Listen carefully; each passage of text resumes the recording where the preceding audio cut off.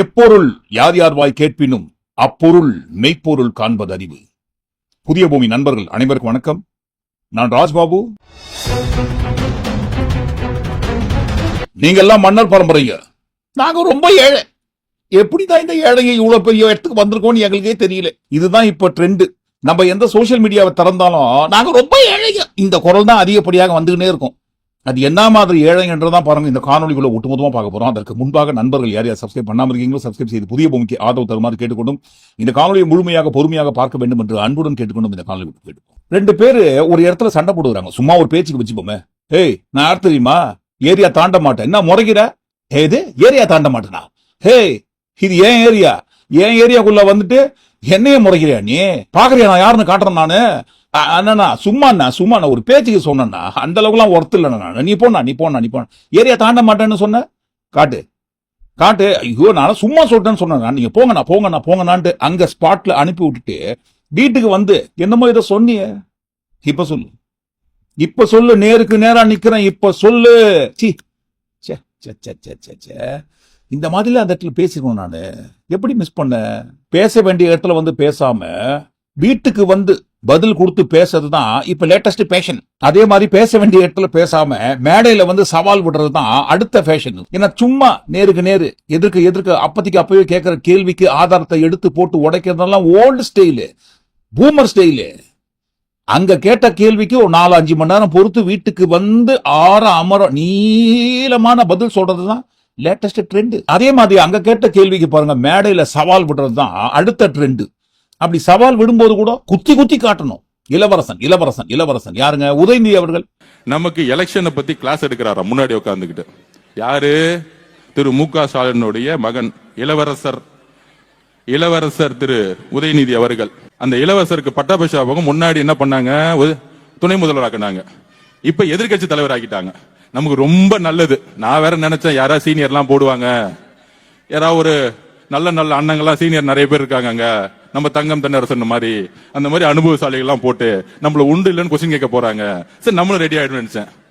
இந்த குடும்பம் என்னைக்கும் திருந்தாது. அமைச்சர் திரு ஆதவ் அர்ஜுனா அவர்கள் வில்லிவாக்கத்துல நேற்றைய தினம் ஒரு மேடை கட்டி கூட்டத்தை போட்டு அந்த கூட்டத்தை தான் பேசுறாரு. உதயநிதி அவர்களை குறித்து பேசும்போது இளவரசர் என்று தப்பு கிடையாது. ஆனா பாருங்க, அடுத்தவங்களை பார்த்து வாரிசு அரசியல் இளவரசர் அப்படின்னு சொல்றீங்க. இப்ப இளவரசர்னா எப்படிங்க? இது புரியல. ரொம்ப நாளாவே இதே மாதிரி சொல்லுங்கிறீங்க. இளவரசர்னா என்ன, மன்னர்னா என்னங்க? இப்போ மன்னர் ஆட்சின்னு சொன்னா மன்னருக்கு அப்புறம் அடுத்த வாரிசு அந்த சீட்ல வந்து அமரப்போவது இளவரசர். அவங்களுக்கு அவங்களே பாருங்க, மகுடத்தை எடுத்து தலையில வச்சுக்கின்னு ராஜாக்கு அப்புறம் இளவரசர் வந்து உட்கார்ந்துப்பாரு அடுத்த ராஜாவாக. ஒருவேளை பாருங்க, அந்த ராஜாவுக்கு வாரிசு இல்லாத பட்சத்துல யானை கிட்ட, அரண்மனையோட யானை கிட்ட மாலையை கொடுத்து தெருவுக்கு அனுப்புவாங்க. யானைக்கு யார் கழுத்துல மாலை போடணும்னு தோணுதோ அவங்க கழுத்துல மாலையை போடும். யானை யார் கழுத்துல மாலை போட்டதோ அவங்க தான் அந்த ராஜாங்கத்தோட அடுத்த ராஜாவாக தேர்ந்தெடுக்கப்படுவார். மன்னர் ஆட்சி முறை இருந்த சமயத்துல இதுதான் முறை. வாரிசு இருந்தால் ராஜாக்கு அப்புறம் இளவரசர், வாரிசு இல்லாத பட்சத்துல இந்த நடைமுறையை பின்பற்றி கொண்டு இருப்பார்கள். இப்ப அந்த மாதிரி இருக்காங்களா? யாரா பண்றாங்களா? என்னப்பா சிஎம் எங்க அப்பா, ஓகே சிஎம் உங்க பதவி முடிஞ்சு போச்சுப்பா, 5 வருஷத்துல முடிஞ்சு போச்சுப்பா, நீங்க போங்கப்பா, உங்களுக்கு அப்புறம் நான் சிஎம் வந்து உட்கார்ந்துக்கிறேன்ட்டு 5 வருஷம் ஆட்சி முடிந்த கையோடு அவருடைய வாரிசு வந்து உட்கார்ந்துடுறாங்களோ? தானாகவே வந்து இல்லைங்களே. ஓட்டு போட்டால் தானே யாராக இருந்தாலும், யாரோட வாரிசாக இருந்தாலும் மக்களால் ஓட்டு போட்டு தேர்ந்தெடுக்கப்பட்டால் தான் அவர்களுக்குரிய அந்த பதவியில் வந்து அமர முடியும். கலைஞர் வாரிசான ஸ்டாலின் அவர்களையோ, ஸ்டாலின் அவர்களின் வாரிசான உதயநிதி அவர்களையோ எல்லாரையுமே பாருங்க மக்கள் ஓட்டு போட்டு தேர்ந்தெடுத்திருக்காங்க. அப்படி பார்க்கும்போது இப்ப சொல்றாங்க இல்லைங்களா, நாங்கெல்லாம் சாதாரணமானவர்கள், நாங்கெல்லாம் சாமானியர்கள். அதான் என்ன சாதாரண என்ன சாமானியர்கள் நம்ம அடுத்து பார்ப்போம். வார்த்தைக்கு வார்த்தை பேச்சுக்கு பேச்சு இப்ப விளம்பரம் தேடுறாங்க இல்லைங்களா. சாதாரணமானவர்கள் கட்சி தொடங்கி ஆட்சி அமைச்சிருக்கோம் அப்படின்னு சொல்லி. அப்படி பார்க்கும்போது கலைஞர் அவர்கள் சாதாரணமானவர். சினிமாவில் வசனம் எழுதுவதற்காக வந்து வசனம் எழுதி தன்னுடைய வாழ்க்கை பாதையை முன்னேற்றி அதற்கு பிறகுதான் பாருங்க அந்த இடத்தை அடைந்தார். சரி விடுங்க, எவ்வளவு சொன்னாலும் கேட்க மாட்டாங்க, ஏத்துக்க மாட்டாங்க, அடங்க மாட்டாங்க. பேசந்தையே திரும்ப பேசி மாபு மென்டாலிட்டி தான் உருவாக்குறதுலயே இவங்க குறிக்கோளா இருப்பாங்க. சரி, இப்ப அடுத்தவங்களை பார்த்து சொல்றீங்களே மன்னர் ஆட்சி, வாரிசு அரசியல் அப்படி இப்படின்ட்டு. இப்போ உங்க கட்சிக்குள்ள இருக்கிற பெரும்பாலானவர்கள் அவங்க எல்லாம் யாருங்க? உதாரணத்துக்கு ஆர்கே நகர் தொகுதி எம்எல்ஏ திரு மரிய வில்சன் அவர்கள், அவர் யாருங்க? ஜேபிஆர் அவர்களின் மருமகன். கேளுங்க, நாங்க சாதாரணமானவர்கள், ரொம்ப சாமானியர்கள், நாங்க ரொம்ப ஏழைங்க, ஏழை, இந்த இடத்துக்கு வந்ததே ரொம்ப கஷ்டம் அப்படின்னு காதுல சுத்தினுக்காங்க இல்லைங்களா? ஆனால் உண்மையில் அடுத்தவங்களை பார்த்து சொல்லும் போது நம்ம முகத்தை கண்ணாடியில பார்த்து பேசினோம் சார். சாமானியர்களாக பார்த்து தேர்ந்தெடுத்து தான் நாங்க எல்லாருக்கும் சீட்டு கொடுத்து இன்றைக்கு பெரிய பெரிய இடத்துல உட்கார வச்சிருக்கோம் அப்படின்னு சொல்றாங்கல்ல. எந்த சாமானியர்களுங்க? இப்போ உங்க கட்சிக்குள்ள வேட்பாளராக நிறுத்தப்பட்ட 102க்கும் மேற்பட்டவர்கள், 102க்கும் மேற்பட்ட வேட்பாளர்கள் எல்லாமே பாருங்க சாதாரணமானவர்கள், சாமானியர்களாக இல்லைங்க. அடுத்த கட்சிக்குள்ள இருந்து கடன் வாங்கி தான் நீங்க எம்எல்ஏ வேட்பாளராக நிறுத்தி வச்சிருக்கீங்க. 102க்கும் மேற்பட்ட எம்எல்ஏக்கள் வேற வேற கட்சி, முக்கியமா பாருங்க திமுக அதிமுக கட்சியிலிருந்து வந்தவங்க, அவங்களுக்கு தான் பாருங்க சீட்டு கொடுத்து வேட்பாளராக நிறுத்தி இருக்கீங்க. அவ்வளவு ஏங்க இப்ப பேசினுக்காரு இல்லைங்களா சாரு, அடுத்தவங்களை பார்த்து சொல்றாரு வாரிசு அரசியல், மன்னர் பரம்பரை, இளவரசர் அப்படி இப்படின்ட்டு. இப்ப நம்ம யாருங்க? இந்த போட்டோல இருக்கிறது நம்ம தானே. மார்டின் குடும்பம், சாரி டங்கு ஸ்லிப் ஆயிடுச்சு. லாட்டரி மார்டின் குடும்பம்னு சொன்னா தெரியாதவங்க யாருமே இருக்க முடியாது. அப்பேற்பட்ட பெயருக்கும் புகழுக்கும் சொந்தமான குடும்பத்துல வந்தவங்க தானே சார் நீங்க. இன்றைக்கு நம்ம ஜெயிச்சிட்டோம், மேடை கிடைத்து விட்டது என்பதற்காக என்ன பேசலாமா சார்? பேசுவோம். நாங்க ரோட்ல இருந்து வந்திருக்கோம், என்ன பேசலாம். பேசுறத கேட்டு கை தட்டுவாங்க, ரசிப்பாங்க, ஷேர் பண்ணுவாங்க, சோசியல் மீடியால ட்ரெண்ட் பண்ணுவாங்க. ஏன்னா நாங்க சொல்றதுதான் பேச்சு.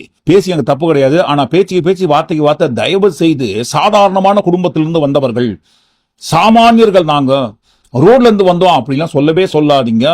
இந்த வரிசையில் பார்க்கும்போது நீங்க எப்பேற்பட்ட சாமானியர்கள், சாதாரணமானவர்கள் நல்லாவே தெரியுது. முழுக்க எங்க அப்பா பணத்துல வாழறவர்கள் நாங்க சொல்லுங்க. நாங்க ஏன் சொல்ல போறோம்? மார்டின் அவர்களின் மகனான, அதாவது பாருங்க மார்டின் அவர்களின் மருமகனான அவரை பார்த்து அவருடைய பிரதர் இன்லா சொல்றாரு, முழுக்க எங்களுடைய அப்பா பணத்தில் வாழறவர் தான் பாருங்க இவரு. அப்படி எங்க அப்பா பணத்திலேயே வாழ்ந்துக்கின்னு, எங்க அப்பாவோட பணத்தையே செலவு பண்ணிக்கின்னு ராஜபோகமாக வாழ்ந்து கொண்டு எங்க குடும்பத்து பேரையே இவரு கெடுக்கிறாரு, எங்க குடும்பத்தையே விமர்சனம் பண்றாரு. அவர் பேசுற பேச்சுக்கும் எங்களுக்கும் எந்த ஒரு சம்பந்தமும் இல்லை என்று யார் சொன்னதுங்க? மார்டின் குடும்பம் சொன்னது. மார்டின் அவர்களின் குடும்பம் ரொம்ப ஏழைங்க. இந்த ஏழைங்க எப்படிதான் தமிழ்நாட்டில் வாழ போறாங்களோ தெரியல. எப்படியோ கஷ்டப்பட்டு பாடுபட்டு வாழ்ந்துருக்கிறாங்க. வாழட்டும், தப்பு கிடையாது. இதே ஏழைங்க வீட்டுல இருந்து தானே ஈடி சோதனை செய்து கட்டுக்கட்டா பணத்தை எடுத்தாங்க. ஆமா எடுத்தாங்க. ஏங்க பணக்காரங்க வீட்டுல இருந்து தான் பணம் எடுக்கணும்னு அவசியம் கிடையாதுங்க. பரம ஏழைகள் வீட்டுல இருந்து கூட பணம் எடுக்கலாம் தாராளமா. அந்த வகையில நாங்க பணக்கார பட்டியல் கிடையாது, பரம ஏழைகள் பட்டியல இருக்கிறோம். சோ பரம ஏழைகள் பட்டியல இருந்து கூட கட்டுக்கட்டா பணம் எடுக்கலாம், தப்பு கிடையாது. நாங்க ரொம்ப ஏழைங்க சொன்னா நம்புவாங்க. ஏன் நம்பாம போறாங்க? கண்டிப்பா நம்புவாங்க. நீங்க பேசுற பேச்சை கேட்டு கை தட்டுற கூட்டம் இருக்கு இல்லீங்களா, அந்த கூட்டம் கண்டிப்பா நம்புவாங்க. ஆனா பாருங்க, நீங்க சொன்ன அந்த சாமானியர்கள்னு சொல்ற உண்மையான பொதுவாக இருக்கிற அந்த சாமானியர்கள் என்ன சொல்றாங்கன்ட்டு நாங்க சொல்றோங்க, அவங்க சொல்றதே கேட்டுக்காங்க. புரட்சியா டெல்லியில 70 தொகுதிக்கு 67 ஜெயிச்சாம்பாரு, விளக்கமாத்தாலே அடிச்சாம்பாரு. அதுக்கு பிறகு போச்சு. மேற்கு வங்காளத்துல 3 தொகுதியில இருந்து 77 தொகுதியா இருந்து இன்னைக்கு 207 பிடிச்சாம்பாரு. அது புரட்சி. இல்லமா 3000 கோடி செலவழிச்சு சமூக வலைத்தளத்துல பிஞ்சி நெஞ்சில பூரா நெஞ்ச விதைச்சு நாசகார ஆட்சி நடத்திக்கிட்டு இருக்கான் பாரு. இதுக்கு பேர் புரட்சியா தம்பி? இதுக்கெல்லாம் நம்பவே முடியாது தம்பி. இந்த ஆட்சி யாரை எதிர்த்து அரசியல் பண்ண? இன்னைக்கு அவங்க தலைவர்கள் நீ ஆட்சி நடத்திக்கிட்டு இருக்க. இந்த ஆட்சி 6 மாசம் நீடிக்குமான்னு தெரியாது. இது மாற்றம் கிடையாது, இது துர்நாற்றம். டிடிவி சொன்னது 100% உண்மை. நாங்க எதுவும் சொல்லலங்க. நம்மை போல சாமானியர் ஒருவர் பேசினுக்கிற என்னை போலவோ அல்லது அந்த மேடையில் இருக்காங்க இல்லைங்களா ரொம்ப ஏழைங்க, அதை போல இருக்கிற சாமானியர்களில் ஒருவர் தான் பாருங்க அந்த கிழிக்கிறாரு. 3000 கோடியில இருந்து யார் தயவுல நீங்க ஆட்சியில உட்கார்ந்து நிற்கிறாங்க வரைக்கும். ஏன்னா பாருங்க, உண்மை ஆட்சி அமைப்பதற்கு தேவைப்படுகின்ற ஆதரவை, மெஜாரிட்டி கிடைப்பதற்கு யார் ஆதரவை கொடுத்தார்கள் என்பதுதான் உண்மை. அந்த உண்மை எப்பொழுதுமே சுடத்தான் செய்யும். ஆனா பாருங்க, சூடுபட்ட அந்த இடத்திலேயே கத்தாம இன்னொரு இடத்துல வந்து கத்துறீங்க பாத்தீங்களா? யாரை பார்த்து கேட்கிறீர்கள்? என் தலைவனை பற்றி பேசுவதற்கு உங்களுக்கு என்ன தகுதி இருக்கிறது? இளவரசர் உதய அவர்களே, உங்களுக்கு என்ன தகுதி இருக்கு எங்களுடைய தலைவர் முதலமைச்சரை பார்த்து கேள்வி கேட்பதற்கு? என்ன சாதிச்சிருக்கீங்க நீங்க? கேள்வி கேட்டுட்டாங்கல்ல, தலைவரை பார்த்து கேள்வி கேட்டாங்கல்ல, பதில் கொடுப்போம், கரெக்டான டைம்ல கொடுப்போம். அதைத்தான் கேட்கறாங்க எல்லாருமே. இங்க ஏங்க பேசணும், அங்கேயே பேசிருக்க வேண்டியதானே. இதுல வேற பாருங்க, அவர் பேசும்போது, எதிர்கட்சி தலைவர் உதயநிதி அவர்கள் பேசும்போது பதில் கொடுக்கலான்னு எந்திரிச்சாராம். சரி வேண்டாம், ரைட்டு, தலைவர் உட்கார்ந்துட்டு இருக்காரு, என்ன நடக்குதுன்னு பாப்போம்னு பொறுமையா இருந்தாங்களாம். அப்படி பொறுமையா இருந்தோம்னு சொல்லிட்டு அடுத்த வார்த்தை சொன்னாரு, சேப்பாக்கிலேயே உங்களை வந்து பாத்தீங்கன்னா எப்படியோ மிஸ் பண்ணிட்டோம், ஏன்னா எங்களோட ஒட்டுமொத்த போக்கஸும் அவர் அப்பா மேலேயே இருந்தது. அதனால நாங்க மிஸ் பண்ணிட்டோம். விடுங்க, இப்ப போனான்னா அடுத்த வாட்டி அடிச்சிடுவோம். திமுக அந்த இடத்துல கொஞ்சம் ஸ்கெட்ச் போட கொஞ்சம் தவறிட்டோம். சேப்பாக்கத்துல எல்லா போக்கஸ் அவங்க அப்பா மேல இருந்துச்சு. அடுத்தது வச்சுக்கலாம். கேள்வி கேட்டுட்டாங்கல்ல, பண்ணுங்க அடுத்த 5 வருஷம் பொறுத்து அதையும் பண்ணுங்க. ஆனா பாருங்க, போற போக்குல ஒண்ணு கேட்டாரு, என்ன சாதனை செய்தீர்கள் நீங்கள், என்ன சாதிச்சிருக்கீங்க நீங்க எம்எல்ஏவாக இருந்து விளையாட்டுத்துறை அமைச்சராக இருந்ததுன்னு சொல்லி. அதுக்குதான் பாருங்க, ரீல்ஸ்லயே எப்பவுமே நம்ம உலகத்தை ஓட்டக்கூடாது. இளவரசர் உதய அவர்களே, உங்களுக்கு என்ன தகுதி இருக்கு எங்களுடைய தலைவர் முதலமைச்சரை பார்த்து கேள்வி கேட்பதற்கு? என்ன சாதிச்சிருக்கீங்க நீங்க? வாழ்க்கையில ரீல்ஸ் இருக்கணும். ஆனா பாருங்க, ரீல்ஸையே வாழ்க்கையா நினைச்சா எப்படிங்க? ரியாலிட்டி உலகத்துக்கு வாங்க. விளையாட்டுத்துறை அமைச்சராக இருந்து என்ன சாதனை செய்தார்கள் என்று கேட்பதை விட்டுவிட்டு ஆதாரத்தை எடுத்து போய் பாருங்க, என்னென்ன சாதனை செஞ்சிருக்காங்கன்னு சொல்லி. உதயநிதி அவர்கள் விளையாட்டுத்துறை அமைச்சராக பொறுப்பேற்றதற்கு பிறகு அந்த துறையை எந்த அளவுக்கு மேம்படுத்தி இருக்கிறார், என்னென்ன சாதிச்சிருக்கிறார் என்பதை விவரங்களை பார்க்கணும் சார். நம்ம ஒன்னும் 1940, 60, 80 காலகட்டங்களில் வாழலீங்களே. இன்டர்நெட் உலகம், அதுவும் முக்கியமா பாருங்க ரீல் உலகம், ரீல்ஸ் விடுற உலகம். அந்த ரீல்ஸ் உலகத்துல எங்க பார்த்தாலும் இன்டர்நெட் குவிஞ்சு இருக்கு, ஆதாரங்கள் கொட்டி இருக்கு. கூகுள்ல தட்டி பார்த்தாவே தெரிய போகுது விளையாட்டுத்துறையை எந்த அளவுக்கு மேம்படுத்தி இருக்காரு என்று. இதுக்கு முன்னாடி இந்த துறை எப்படி இருந்தது கடந்த 10 ஆண்டு கால அஇஅதிமுக ஆட்சி காலத்தில், அதற்கு பிறகு இந்த துறை எந்த அளவுக்கு மேம்படுத்தப்பட்டிருக்கு என்பதை பார்ப்போமா? பார்க்க மாட்டோம், தேடி படிக்க மாட்டோம். நமக்கு தெரிஞ்சதெல்லாம் இன்ஸ்டாகிராம் ரீல்ஸ், அது ஒன்னே போதும். ஏன்னா எந்த ஒரு களப்பணி செய்யாமல், மக்களை பற்றி தெரிந்து கொள்ளாமல், மக்களை போய் சந்திக்காம, மக்கள் போராட்டத்தில் கலந்து கொள்ளாமல், எதையுமே தெரியாம, எதையுமே சாதிக்காம சர்வ சாதாரணமாக கிடைத்த பதவிங்க இது. இப்படி நாங்க சொல்லல பாஸ், நீங்க தான் சொல்லிருக்கீங்க. அங்க பாருங்க. ஓகே, இன்னொரு பக்கம் விஜய் வராரு, பெரியார் அண்ணா எல்லாம் சொல்றாரு, காமராஜர் எல்லாம் சொல்றாரு. இந்த 96க்குள்ளதான் அவரு வராரு. அப்ப அவருக்கான ஸ்பேஸ் ஸ்கோப் இல்ல, இந்த விவாதமே தவறுன்னு நான் நினைக்கிறேன். நான் திருப்பியும் என்னுடைய புரிதல் என்னன்னா, அம்பேத்கர் அவர்களும் அண்ணா அவர்களும் எடுத்தவனே எப்பயுமே நாங்க ஆளுங்கட்சி, நாங்க முதல்வர் வேட்பாளர்ங்கிறது சொன்னதே கிடையாது. அவங்களுடைய கருத்துக்களை அவங்களுடைய ஐடியாலஜிக்களை பெரும்பாலும் சமூகத்துல ரொம்ப கடைநிலை ஊழியர்களோட இருந்து அவங்க பயணம் பண்ணி தான் கொண்டு வந்திருக்காங்க. அரசியலுங்கிறது முதலமைச்சர் ஆகிறது மட்டுமே ஒரு பெரிய பயணமா நினைக்கிறாங்க. அது கிடையவே கிடையாதுங்கிறது என்னுடைய நோக்கம். அரசியலுங்கிறது நீங்க ஒரு சாதாரண மனிதனுடைய வாழ்க்கை முறையை தெரிந்து கொள்ளணும். அது கிரவுண்ட் லெவல்ல நம்ம போய் ஒர்க் பண்ணணும். அது அப்படி அந்த மனிதனுக்கு எதுவும் கிடைக்கலன்னு நீங்க இந்த போராட்டங்களை நீங்க எப்படி நடத்தணும்னு தெரியணும். பிரபலம்ங்கிறது சிரஞ்சீவி கட்சியை ஆரம்பிச்சாரு. அவரால் ஏன் ஆர்கனைசேஷனை ஸ்ட்ரென்தன் பண்ண முடியல? ஆர்கனைசேஷன் செட்டப் ஏன் உருவாக்க முடியல? பிரபலம்ங்கிறது நீங்க பார்க்காத வரைக்கும் தான் பிரபலம். நீங்க டெய்லி பாத்தீங்கன்னா பிரபலம் போயிடும். நீங்க வருஷத்துக்கு ஒரு தாட்டி ஒரு மூவி பாக்குறீங்கன்னா ஒரு பிரபலம்.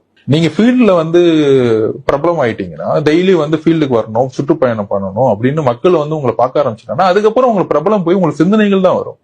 உங்களுக்கு என்ன அறிவு இருக்கு, என்ன பாலிசிங் இருக்கு, உங்களுடைய டீம் யாரு, உங்களுடைய கருத்துக்கள் எந்த அளவுக்கு நீங்க எந்த கருத்துக்களை உள்வாங்கிருக்கீங்க பாத்துக்கோங்க. எப்ப பார்த்தாலும் சிஎம் பதவியிலேயே இருந்தா எப்படிங்க? அந்த பதவி மட்டும்தான் உங்களுக்கு குறிக்கோளா? எடுத்த டேரக்டா போய் உட்காரணுமா? மக்களை போய் பார்க்கணும், மக்களை சந்திக்கணும், மக்கள் பணியாற்ற வேண்டும், அரசியல் என்னன்னு புரிஞ்சுக்கணும், படிப்படியா முன்னுக்கு வரணும்னு சொன்னது யாருங்க? நம்ம அமைச்சர் சாருங்க. மறுபடியும் சொல்றோம் சார், இது இன்டர்நெட் உலகம் சார், சோசியல் மீடியா காலம் சார். நம்ம பேசுறது எல்லாம் பாருங்க இன்டர்நெட் ஸ்டோர் பண்ணி வச்சிருக்கோம் ஏதாவது ஒரு பிளாட்ஃபார்ம்ல. அது சுத்தி நம்ம கையிலேயே சேரும். அன்னைக்கு சொன்னீங்க மக்கள் பணி ஆற்றாமல், களப்பணி செய்யாமல் சர்வசாதாரணமாக சிஎம் சீட்ல போய் உட்கார்ந்துட முடியுமான்ட்டு. இப்ப எப்படிங்க அந்த மாதிரி கிடைச்சிருக்குன்ட்டு நாங்க சொல்றங்க, நீங்க தான் சொல்லிருக்கீங்க. சரி, எப்படியோ நீங்க சொன்ன மாதிரியே நம்ம சார் ஆதவ அர்ஜுனா அவர்கள் சொன்னதை போலவே சர்வசாதாரணமாக எந்த ஒரு களப்பணி செய்யாமல், மக்களை போய் சந்திக்காம, மக்கள் பிரச்சனை என்னன்னு தெரியாம, மக்களை படிக்காமலேயே அந்த பதவி எப்படியோ கிடைத்து விட்டது. ஆனா பாருங்க, இப்போ என்ன செய்யணுமோ அதை செய்யுங்க. அதை விட்டு எப்ப பார்த்தாலும் சுயபுராணம் பாடிக்கொண்டிருந்தால் எப்படிங்க? சரி, அந்த சுயபுராணம் பாடுறீங்களே அதுவாது உண்மையா இருக்கணும் இல்லைங்களா? நாங்கள் சாமானியர்கள், சாதாரணமானவர்கள், ரொம்ப ஏழைங்க அப்படின்னு சொல்றீங்களே, உண்மையிலே ஏழைங்களா? சாமானியன் திரு உதயநிதி அவர்களே, இளவரசர் உதயநிதி அவர்களே, மகுடத்தை தூக்கி உங்க தலையில உங்க அப்பா வச்சுட்டாரு. இங்க சாமானியன் இருக்காரு பாருங்க. இளைஞர்கள் பதவியேற்கும் போது பாருங்க, ஒவ்வொருத்தரையும் டிவில ஒரு சாமானியன் ஒடுக்கப்பட்டவன், பிற்படுத்தப்பட்ட மக்கள் ஒவ்வொருத்தரும் கையில 1 லட்சம் ரூபாய் இல்லாதவங்க ஜெயிச்ச லிஸ்ட் எத்தனை தெரியுமா? 92 பேர். இதுல என்னப்பா உங்களுக்கு சந்தேகம் இருக்குது? நாங்க ரொம்ப ஏழைங்க, ஏழை தாயின் மகன். எங்கேயோ கேட்ட மாதிரி இருக்குல்ல.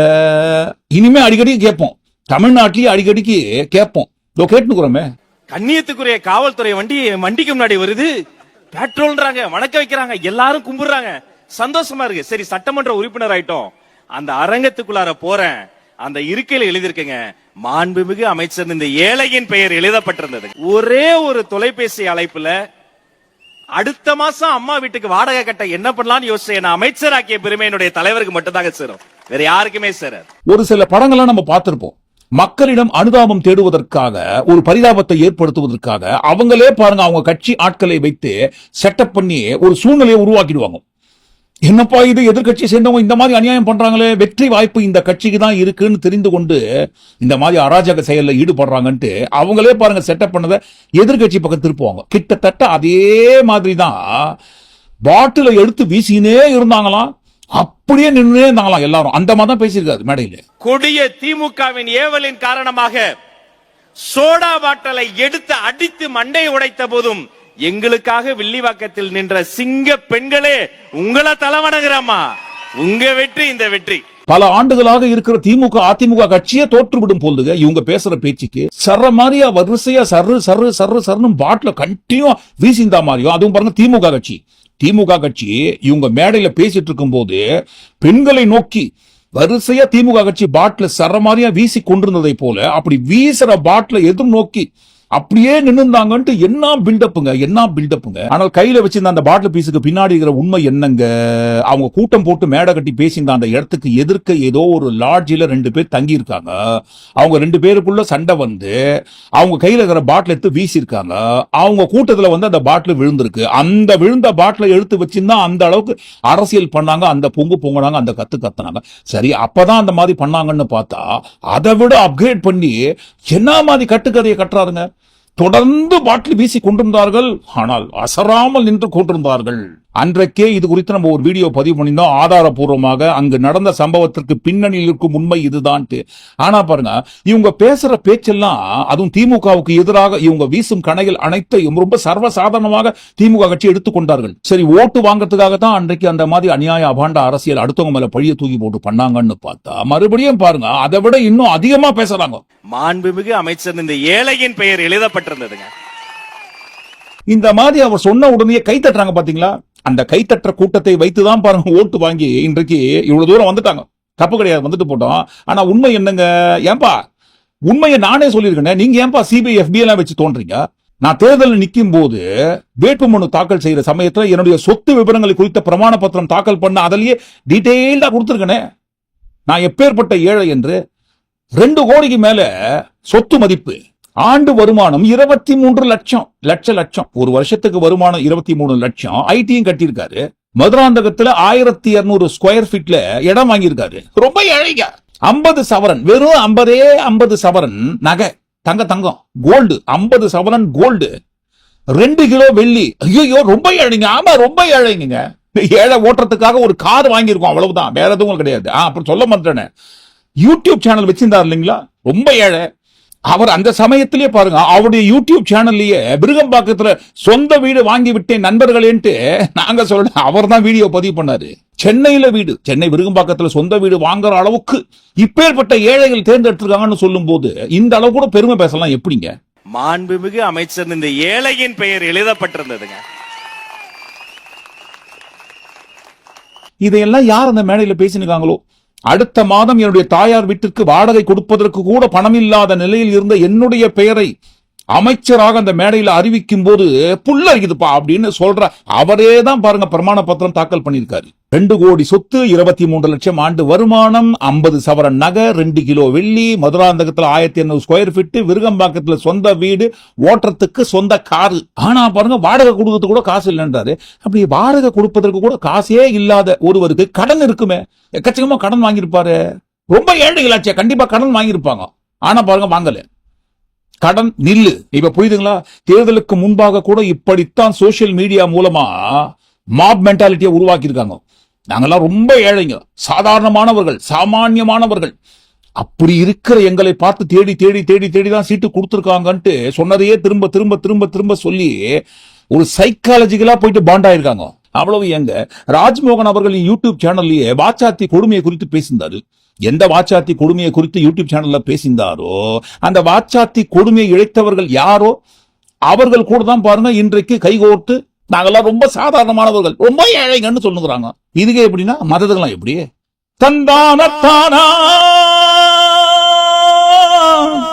தனதந்தானத்தானா தந்தானத்தானா தனதந்தானத்தானா தந்தானத்தானா தனதந்தானத்தானா. பாட்டை போட்டா காப்பிரைட் வரதுக்கு வாய்ப்பு இருக்குதுங்க. அதனால தான் பாருங்க நம்மளே தந்தானத்தானா பாடிக்கிறோம். ஏன் அப்படி?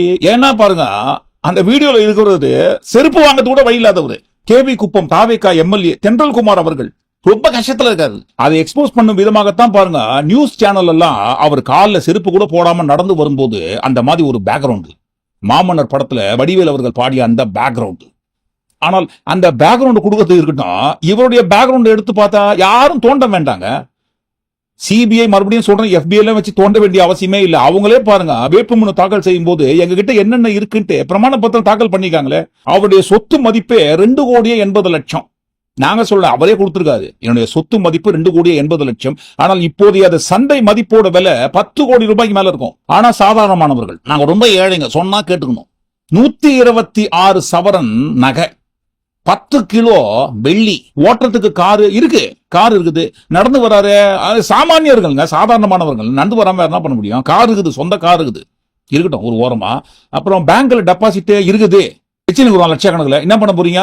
அப்ப 2,80,00,000 சொத்து, 10 கிலோ வெள்ளி, 126 சவரன் நகை, பேங்க்ல டெபாசிட் லட்சக்கணக்கில், சொந்தமா ஓட்டுறதுக்கு காரு, இவ்வளவு இருந்தோம். சாமானியன் இங்க சாமானியன் இருக்காரு பாருங்க, இளைஞர்கள் ஒரு சாமானியன்.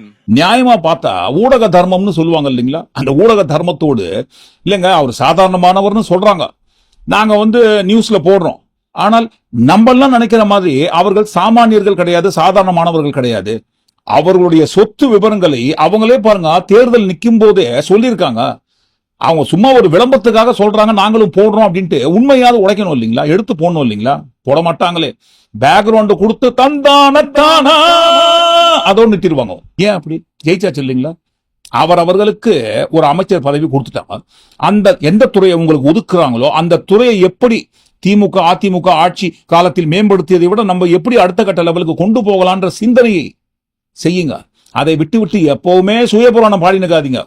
நான் சாதாரணமானவர், சாமானியமானவர், ஒரு வாடகை கொடுக்கறதுக்கு வழியே இல்லாம இருந்த என்ன அமைச்சர் ஆகிட்டாங்கன்ட்டு ஏங்க நீங்க கொடுத்த பிரமாண பத்திரத்தை மறந்து இந்த அளவுக்கு போய் பேசுறீங்க? இது மட்டும் கிடையாது, இன்னும் இருக்கு. நாங்கெல்லாம் சாதாரணமானவர்கள், சாமானியமானவர்கள், சாதாரண குடும்பத்திலிருந்து வந்தவர்கள், தெருவுல இருந்து வந்தோம், ரோட்ல இருந்து வந்தோம். எங்களெல்லாம் பாருங்க இந்த இடத்துல கொண்டு வந்து வச்சிருக்காங்கன்னு உங்க உருட்டுக்கு பின்னாடி இருக்கிற ஒட்டுமொத்தமான டீகோட் பண்ணா அடுத்து 5-6 காணொலியில் பதிவு பண்ண வேண்டிய சூழ்நிலை உருவாகிவிடும். அந்த மாதிரி ஊற்றி நிற்கிறாங்க. விளம்பரம், எங்கும் விளம்பரம், எதிலும் விளம்பரம், எல்லாத்திலும் விளம்பரம் பண்ணி தான் பாருங்க சோசியல் மீடியாவில் இதற்கு முன்பாக இருந்த ஆட்சியை ஒரு கொடுங்கோல் ஆட்சியை போல சித்தரித்து ஒரு மாய தோற்றத்தை உருவாக்கி விளம்பரத்தின் மூலமாகவே நம்ம இவ்வளவு தூரம் வந்துட்டோம். தப்பு கிடையாது. எல்லாத்தையும் வச்சு பார்க்கும்போது வெற்றியை குறித்து, ஒருவர் அடைந்த வெற்றியை குறித்து கலைஞர் அவர்கள் பேசிய ஒரு விஷயம் தான் ஞாபகத்துக்கு வருது. ஒரு திறமையற்றவன் ஜொலித்தால் இப்படி எண்ணிக்கொள்.